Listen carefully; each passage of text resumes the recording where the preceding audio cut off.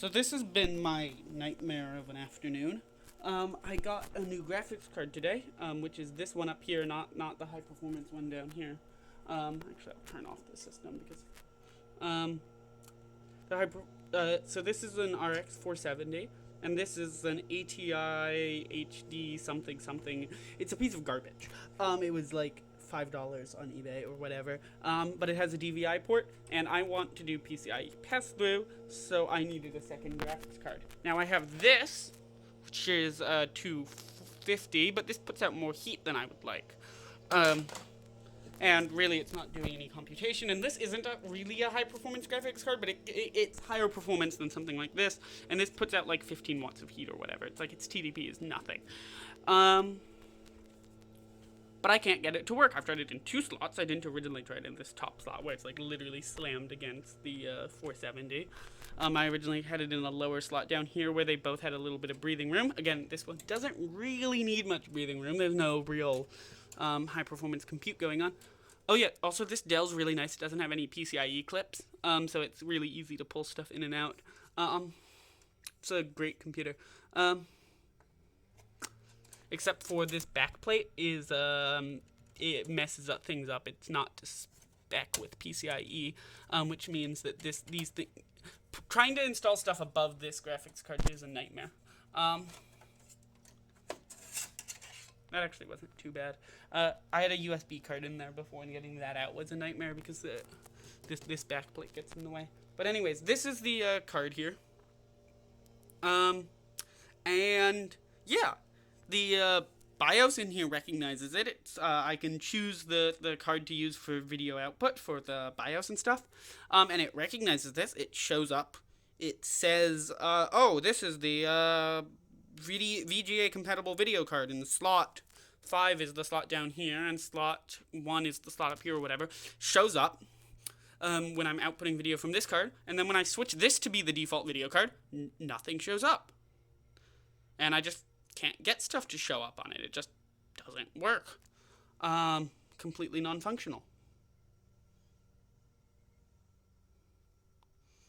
But I tried it in that, which that's a motherboard from a Dell Optiplex something something something. This is a Dell T5810. This is a 4th gen HED. It's Xeon, so not HEDT, but basically it's basically X99. And that's a Dell Optiplex something something. It's 2nd gen. It's a 2nd gen i5.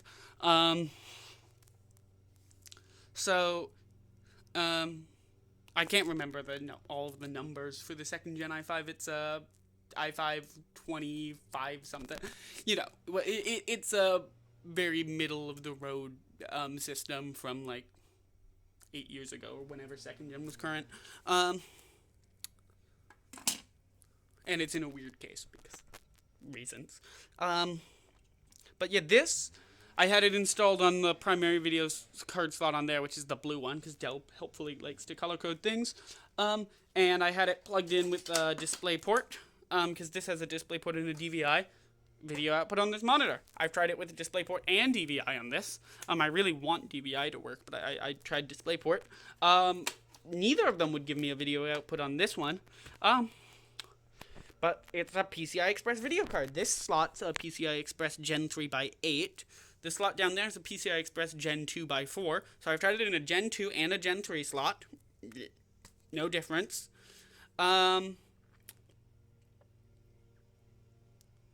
It's bizarre, and I've been pulling my hair out for like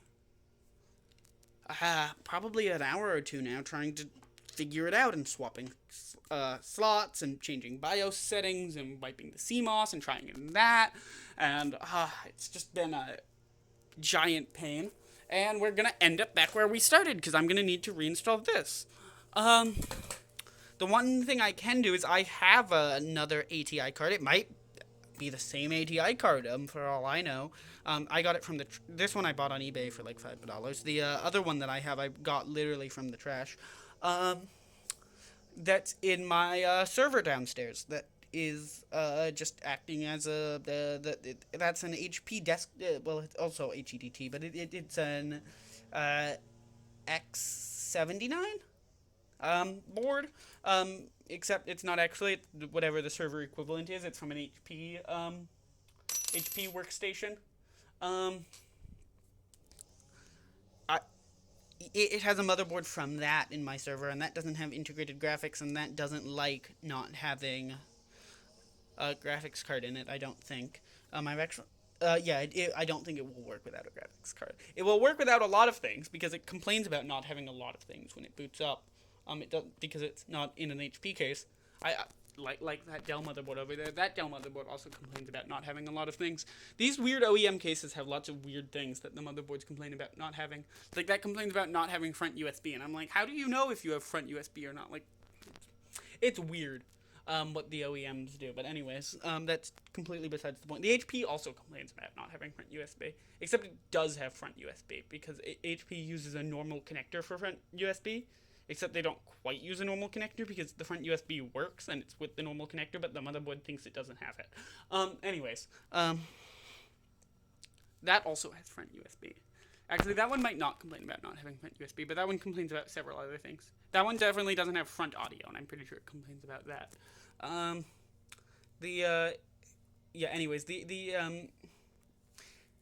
don't think the HP will boot without a video card, so it has a garbage video card in it. I could try the garbage video card from the HP in this and put this garbage video card in the HP, but then that involves downtime on my server, which is, like, fine, I guess, because I don't have a great uptime record anyways. But it has been up for, like, the past, 3 months or whatever. And, it will come down, I guess, soon, because, I guess it kind of needs to, because I would really like to get this to work without this thing in it. So again, you can just tell from the cooler on this. I actually have no idea what the TDP on this. Maybe they just put an overcompensating cooler on this and it's fine. This is a 250. I think this 250 isn't that much newer than this. This is 2009, 2010. Because they both have DDR3 video RAM. But anyways, it's clearly newer, actually, because it's AMD and this is ATI, but it's not that much newer. It's still a very old card. And it's still not a particularly high-performance card, but this has half a gig, and that has 2 gigs, so that tells you something. And I just kind of like keeping this around as, like, a mid-performance card that I can, like, throw in a desktop system. Versus this, I feel like it's a perfect card for what I'm trying... Did I mention I'm trying to do PCIe pass-through? And I theoretically, you can just pass through this card, but I can't get that to work. I can get PCIe pass-through to work if I have this card to display BIOS messages, and then, ooh, wow, the solder on this card's terrible. Like, this is actually, like,